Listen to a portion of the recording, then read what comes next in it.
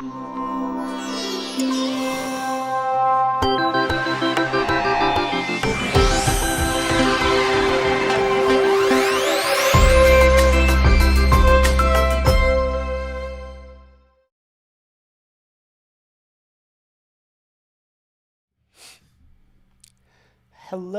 and good morning, everyone. How are you doing today?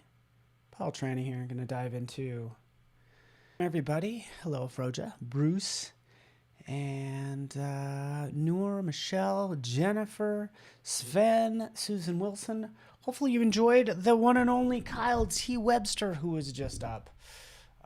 Yeah, they don't get much better than that guy. Hopefully you can hear me okay. Volume's coming in all good and all that good stuff, all right? Fantastic. So let me know if you can't hear me. I'll be even better. All right.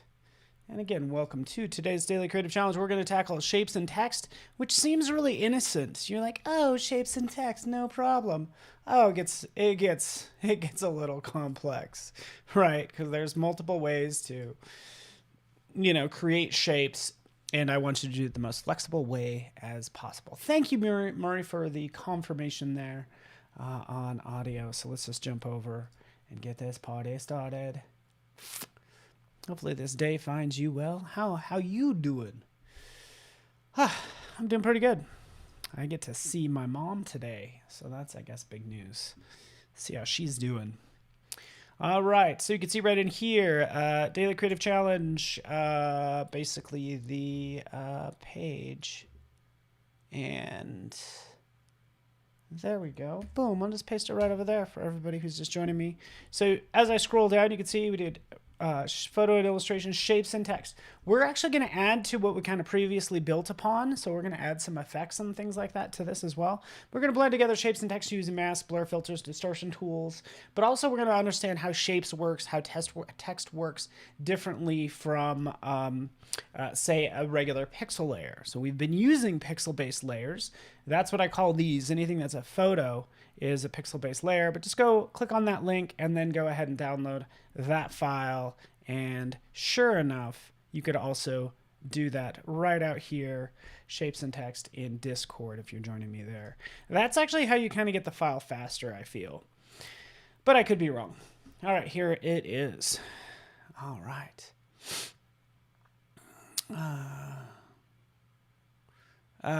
Cindy, I don't know how many kilometers that is, but that seems like a lot of kilometers away that your mom is.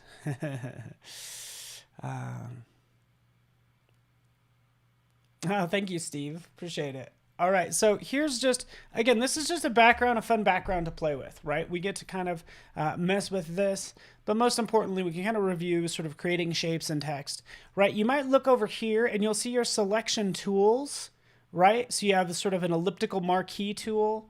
I'll create a new layer. And, some people will do this, is they'll create a circle, fill it with a foreground color.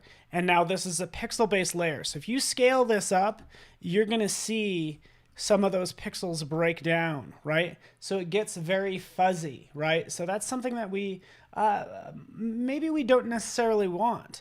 We actually want to come down here and use these various shapes. And we've actually updated these as well. So they have even more control after the creation of the object. So ellipse tool, click right there.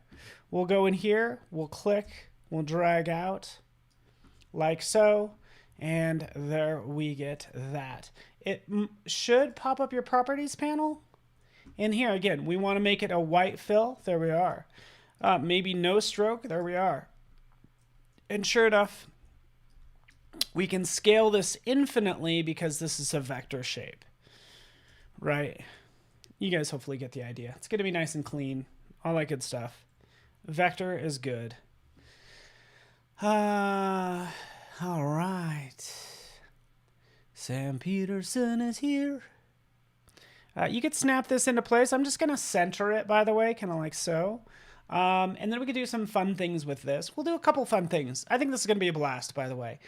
I'm kind of referring to minimalist design is what I want to do. So, in fact, if I could just show you some quick examples, let's jump out here to Streaming projects. Maybe I have something called minimalist. Maybe I don't. That's okay. It's probably under compositing. Minimal. Kind of stuff like this, right? So this is kind of minimalist. This is, oh, that's pretty similar. This is also minimalist. So this is sort of an advanced version of what you can do all in good old Photoshop. I just animated some photos, right? But that's what I'm referring to when I say, oh, it looks like I did that in After Effects, but you could also do that in Photoshop. All right, so right in here, what I think would be really cool is to take this landscape, duplicate it, so Command J, put it on top, okay, and then clip it. Bam, clipping mask. Right now it's being eclipsed to that ellipse, right? It kind of disappeared, but it's really there. So we could offset it. In fact, what I like to do, Command T will give you transform, Control T on PC. That's going to give you the control handles, but then I just right click, and now we have easy access to, say, horizontal, which is not what I want to do. I want to do vertical. We could flip it vertically, right? So now we have this sort of look that we can do. Bruce Gonzalez. Maybe I will do the letter B. But this sort of like minimalist sort of look that we can add to this. Right? This is like a minimalist design. Right? Remember, this is still this vector shape on underneath, right? So again, if we just add, I'll throw yellow just so you could see it, but we could still add a stroke to that and it will come through, okay? Another way to do this, in fact, let's just turn this off. That's why I'm glad you guys are joining me today, because right over here, look, I could double click. You probably know about this. It's like, here's one way to add a stroke, but if you double click on the layer, you'll go into layer style. You're like, wait, there is a stroke right in here as well, right? So there's two different ways to add strokes. I guess just be aware of which one you're doing, right? Technically, this one could be on the inside or outside or center. You have some control, but you still have a lot of control in here for this vector shape. As I add this stroke, right, there's that lovely stroke. As we take a look right in here, we can say, hey, you know what? We have additional properties. There's actually more we can do. We can take this to a dashed line, to a dotted line, like so. We can increase that gap by, say, 50 if we want to, and make this line even thicker, right? And now we have those big circles. Hopefully you can see that spreading around let's do 20, around the circle, right? So this level of control you actually don't have when you go to your layer styles, okay? Because this is new. Yes, Luzette, it will save here so you can try it later. Yes, yeah, you need to. It won't save right here. What you can do is you can go ahead and click on the title in the video, and then it'll take you to the YouTube page where you can maybe bookmark it there. Okay, so we did that. That looks pretty cool. We could get a little bit more advanced. In fact, I want to show some of these additional tools. There's triangle, there's polygon. Let's go into the polygon right in here, because the polygon even has more controls as we click and drag out. Here's our polygon. Let's make this line extra thick so we can all see it. Okay, so here's our lovely polygon. Obviously right here we could still change that to a dotted line, whatever we want to do. But I wanted to get into some of these additional properties, because right over here you can see you can change the sides. Okay, can you see that right over here? We can change the sides up to, I guess, 100, which pretty much makes it a circle. But we could take it down, as you can see, into a triangle if we want to. So again, I can make it an octagon. There we are. Right, now I can even get even more clever with this. Right? Because I'm like, yeah, that's kind of cool. Actually, let's take this down to like, let's actually just take this down to 5 so we can see this a little better. We can round the corners, so we can drop in, or actually we don't even need to drop in. Anywhere there's a numerical field, we can scrub on the icon next to it. And that's what I like to do, is I like to scrub and change visually you can see I've made this and curved the corners. This was so difficult before this latest version in 2021 this year. I'm not 100% sure when we introduced it because all the days start to run together. Welcome to 2020 and 2021. But there we have that. That's one polygon. I'll just kind of save that one for later. I'll take that back down to 0. So we could also do this coming in here. Oh, what is this? We could change this from a sort of a polygon to a star, right? So again, scrubbing down, bam, there we have our star, right? PS catches up with AI. You are exactly right, Carol, because what would we do? We would open up Illustrator. A year ago, that's what I'd have to show you how to do. Open up an Illustrator, copy and paste into Photoshop, which, again, you can still do. So this makes things interesting because now I can say, hey, you know what? Let's make this a cool badge. Let's take this up to 20, right? Let's increase the size. Zoop. Right? Let's make this even more drastic of a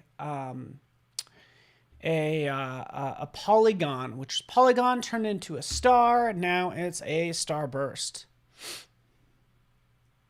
Yeah. How are we already 3 months into 2021? How is it? It's like April. We're almost into May here in the US. Make sure you get your taxes done. I think that deadline was extended. I don't know. Again, I'm all screwed up. It's April 15th, and I think our deadline for taxes was changed. All right, so I can kind of put that behind it if we want to. Right now we have a lovely burst.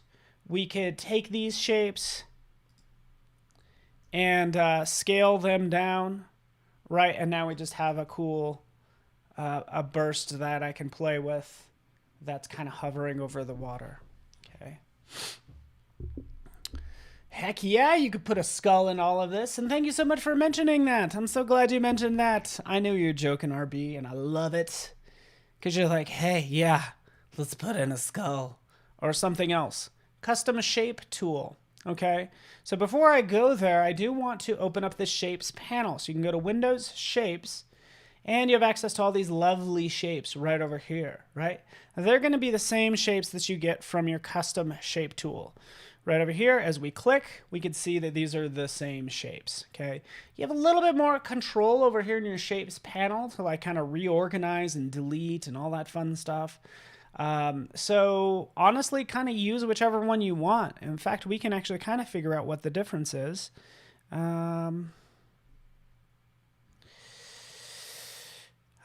What shall we put in here, huh? I want to put something cool, like a skull. Maybe a snake. A butterfly. There's a butterfly. Maybe it means something.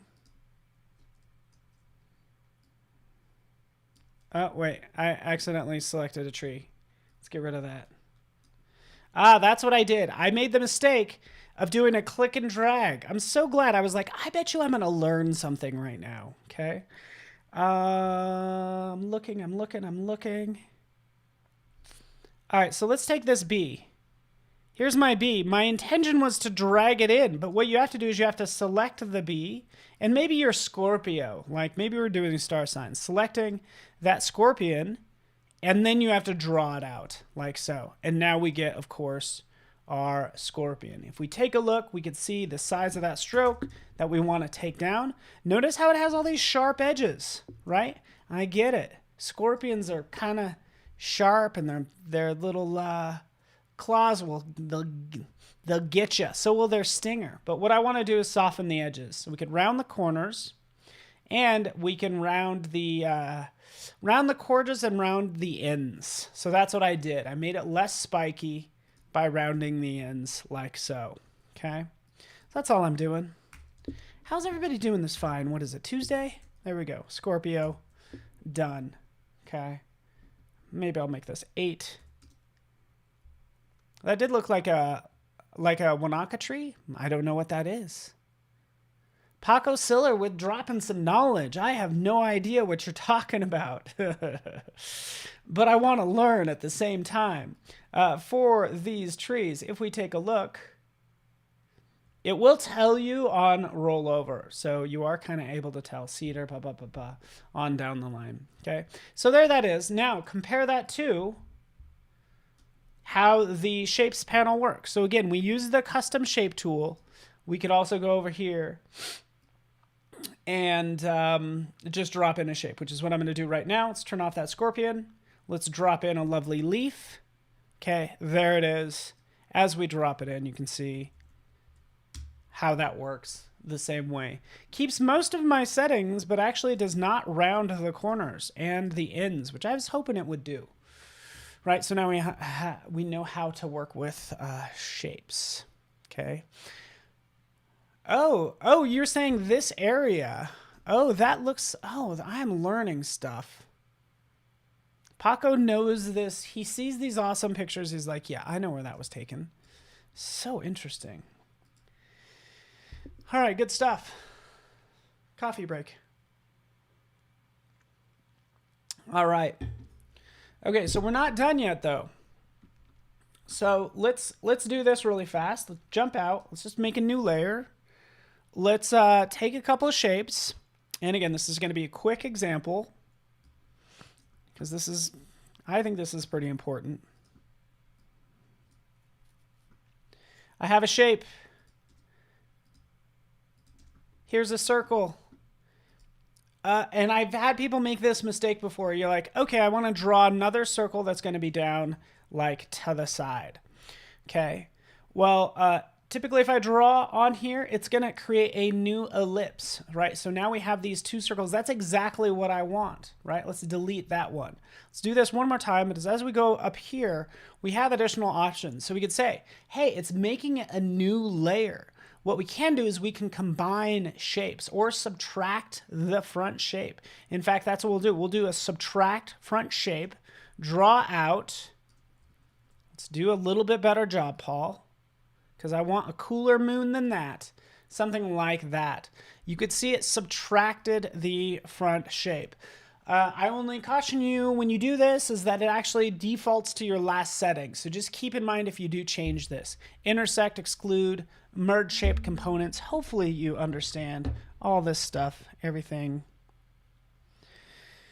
Yeah, so that's what all this stuff does. So keep that in mind. Now as we take a look over here, oh, ellipse, there it is. I just made this cool shape. Also what I can do with this cool shape, let's go to the swatches panel. Sorry, shapes panel. Let's see if I can do this actually. New.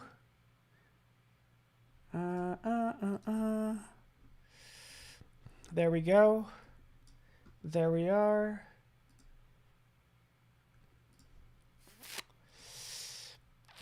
There we go. Okay, so now that I have it created, we know how to create shapes. I select it. That's a key component because I'll go down here. It's like, hey, I'm used to Illustrator. Use path selection tool or direct selection tool. You just need to make sure that these are usually blue. So it's like, hey, I'm highlighted. Now I can go to edit. We can define this as a custom shape. Bam. And there we are. You know, whatever, crescent moon. There we are. Our crescent moon, sure enough, appears down at the bottom of this panel, even though I'm scrolling away from it. There it is. So that's how you get assets in here, how you get shapes in your shapes panel to use whenever you want. Cool thing about this, I only have to do this once. So I encourage you, like, you know, we have, you still have libraries to store things in, which is what I use now. But I used to use this shapes panel all the time to store stuff. So you can have a logo, so any sort of some branding elements, as long as they're like one solid color, store them here. Keep in mind that since you're doing this, we now are syncing settings. So preset syncing, turn that on and it will sync you. Only have to create these shapes once, thank goodness. And now we can move on. All right. This is not a plugin in the new, I don't know if you're talking to me, Cooley, because I know there's lots of conversations going on. But Yeah, this is in the latest Photoshop. Here's another thing actually we added, by the way, because I completely spaced this out till just now. Let's go to triangle tool. Let's try this. Whether it's the triangle tool, polygon tool, guess what? We have these little controls a la Illustrator, a la XD. Now we can kind of say, hey, let's round those corners like so.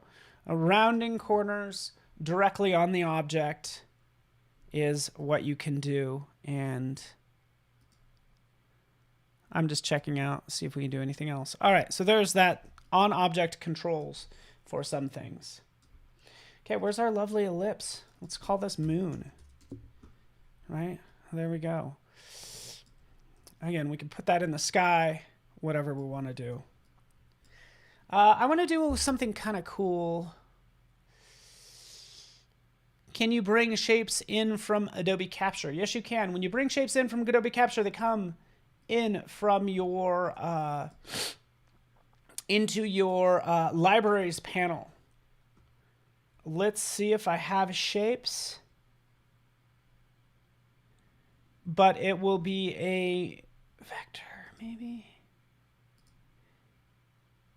It will come in as a shapes category in your libraries. The same way I've captured these patterns, my shapes will come in that same way.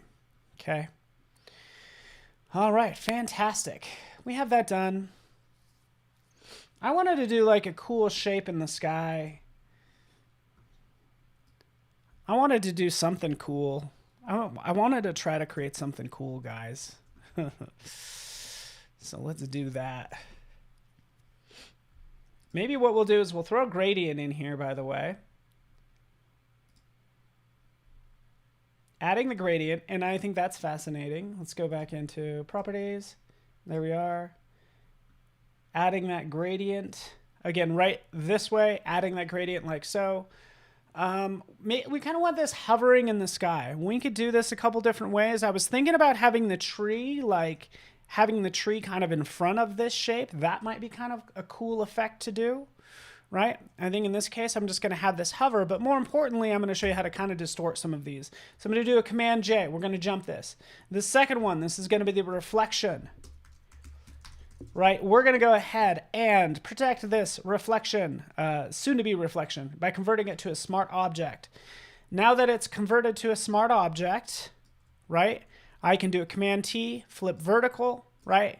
And now it just kind of keeps that gradient. Otherwise, the gradient will not change. We'll put this in the water like so. We'll blur this out. We'll go to Blur Gallery. We do want to do a fill blur, a path blur. So the field blur is going to just, of course, blur it out. I kind of want to match this tree here. So not only will I blur it, actually this is what I maybe blur it a little bit that way. I would do tilt shift blur.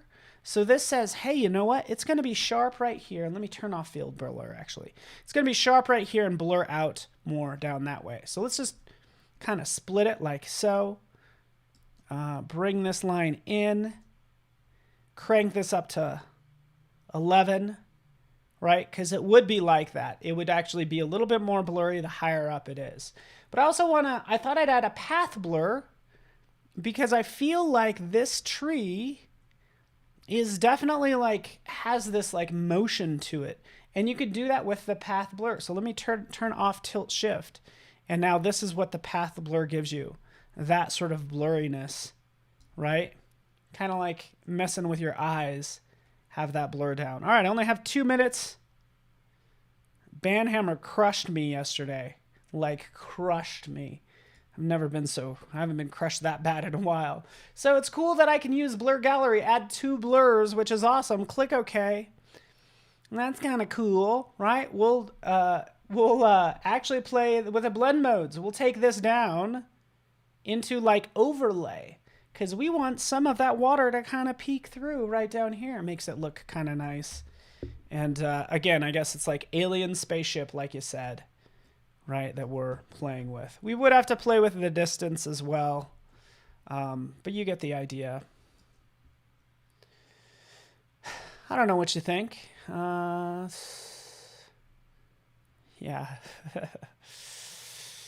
Cool thing is that this is a smart object, so I can always change this later on if I decide I want to add a circle. you know, and about 15 other things, since I only have, you know, 1 minute left in true Paul fashion. I decide I want to throw an ellipse there. Guess what? Ba-ba, da, ba, cha, whoosh. Image, reveal all. Move this down. Save. And it actually added it. I actually added that little ring right there. And that just makes it look a little bit more special, in my opinion. All right. And if I was smart, both of those would be the same smart object since it's a mirrored object. But go ahead and output that and save it to Discord. And I'd love to check it out. And most of all, I'm just thankful for hanging out with you guys on this lovely day. So thanks so much, everybody. Really appreciate you, Jennifer, RB, Steve, Peter, Froja, Biola, of course, Paco. Thanks so much, everybody, and we will see you tomorrow. Thank you.